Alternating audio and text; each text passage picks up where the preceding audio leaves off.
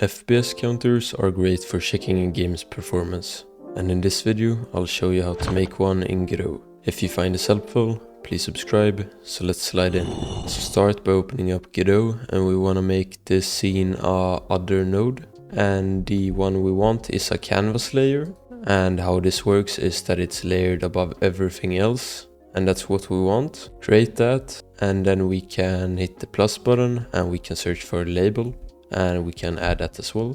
I'm gonna center this for this example, but you probably wanna put it in the top left. So hit the anchor preset, and we can just put FPS here so we can see it. Then we can select the canvas layer, and we can hit attach a new script, and we can call the script FPS. And inside of the process, we can remove the pass, and we can select the label, and we can drag it into the process function. And then we can do dot text is equal to, first we want quotation marks, and then we want it to say FPS, and then these dots, right? And you maybe want a space between the numbers and the actual FPS. Then you can go to the side and we do plus, and then we need to turn the FPS into text, and to do that you do str and then enter.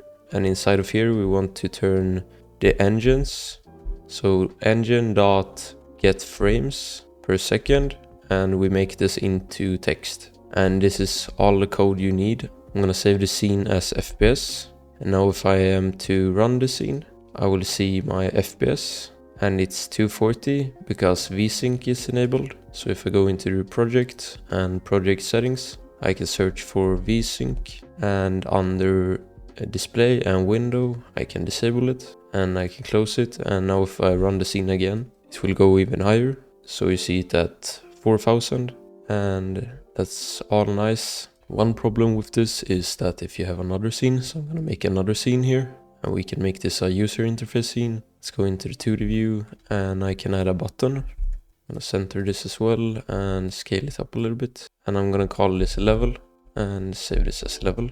If I run the level scene, my FPS won't show, and to have it always show on every single scene, you want to make it a global. So we can go into the project and project settings, go to globals tab, and then you can either add a script or a scene. We want to add a scene in this case, and then we can add the fps.tcn, and we hit open, and we can call this FPS, and it's enabled, and we can close this.